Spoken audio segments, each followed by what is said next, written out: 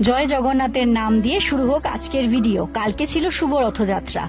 আমারও রথ সাজানোর কাজ শুরু হয়ে গিয়েছিল। প্রত্যেক বছর আমাদের পাড়াতে সমস্ত বাচ্চারা তাদের রথটাকে সাজিয়ে এক জায়গায় নিয়ে আসে এবং একটা সুন্দর অনুষ্ঠান হয়।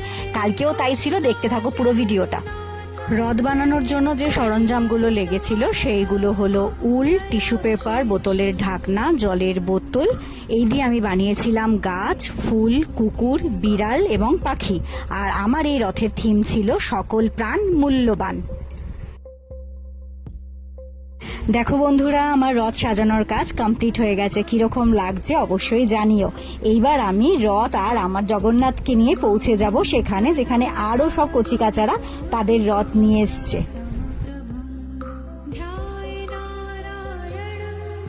দেখো বন্ধুরা, সব পুচকে পুচকিগুলো কি সুন্দর করে তাদের রথ সাজিয়ে নিয়ে উপস্থিত হয়েছে। ভীষণ সুন্দর লাগছে রথগুলো, প্রত্যেকটাই ভীষণ সুন্দর, কারণ সেখানে প্রভু জগন্নাথ অধিষ্ঠান করছে।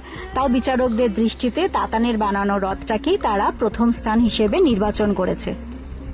দেখো বন্ধুরা, এই উপহারগুলো আমরা পেয়েছি। উপহার পেয়ে তাতান আর আমি ভীষণ খুশি। তবে একটা ভালো বিষয় যেটা হচ্ছে, ফার্স্ট, সেকেন্ড, থার্ড ছাড়া অংশগ্রহণকারী সমস্ত বাচ্চার জন্য ছিল সান্ত্বনা পুরস্কার, যেটা আমার ভীষণ ভালো লেগেছে। শুভ রথ যাত্রার দিনকে রথ দেখা হবে, কিন্তু পাঁপড় ভাজা খাওয়া হবে না, তা আবার হয় নাকি? পুরো ভিডিওটা তোমাদের সামনে তুলে ধরলাম। কিরকম লাগলো অবশ্যই জানিও বন্ধুরা।